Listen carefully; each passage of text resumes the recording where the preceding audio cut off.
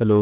So আমি আজকে অক্ষয় কুমারের নতুন একটি সিনেমার টিজার রিভিউ করব। এই টিজারটি দেখে আমার খুবই ডাম্ব ফিল হচ্ছে, কারণ এর পুরো কাহিনীটি আগে থেকেই অক্ষয় কুমার বলে দিয়েছে এবং এর কাহিনীটি খুবই সিম্পল এবং যেমন ভুলভুলিয়া এবং ভুলভুলিয়া 2 এ যেমন এর কাহিনী ছিল, ঠিক তেমনই একটি বাড়িতে আগে থেকে কিছু মহিলা ভূত আছে এবং ওই ভূত গেলে কিছু কমেডি এবং তা থেকেই শেষ।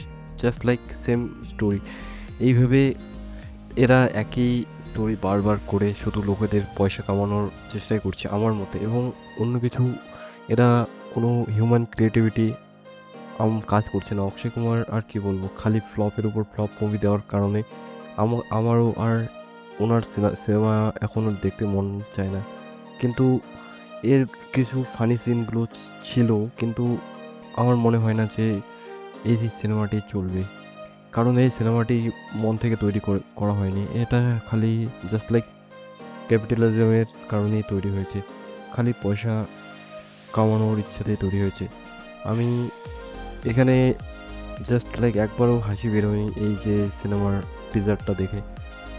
জানি না যে এর মুভিটা কেমন হবে, কিন্তু জাস্ট লাইক আমার যেটা অনেস্ট ওপিনিয়ন আমি সেটা বললাম, এবং তোমাদের যেটা মনে হয় আমাকে কমেন্টে বলতে পারো। আর যারা অক্ষয় কুমারের ফ্যান তারা বলবে যে ভাই তুমি একদম রোস্ট করে দিলে, বা এটা এখনও রিলিজ হয়নি, তুমি কিভাবে এরকম বলতে পারলে। কিন্তু ভাই তুমি ভেবে দেখো, যে মুভিটি খালি টাকা ইনকাম করার জন্যই তৈরি হয়, যেখানে আর্ট বলে কিছু নেই।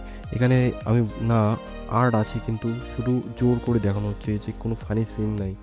জাস্ট এখানে যেগুলো আছে সেগুলো আগে যেরকম সিন, ওই রাজপাল যাদব ভুলভুলিয়া 1-এও আছে, 2-এও আছে, 3-ও আছে। ভাই কী আর বলবো, জাস্ট এই একই লোকে ভাই নতুন লোকেদের কেউ কাজ দিচ্ছে না।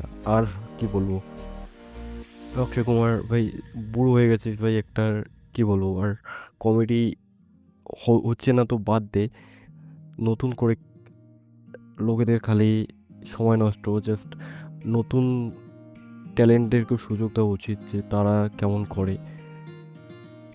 আর ভিডিওটি ভালো লাগলে লাইক করে দিও আর সাবস্ক্রাইব করে দিও, কারণ এখনও আমাকে কেউ সাবস্ক্রাইব করেনি।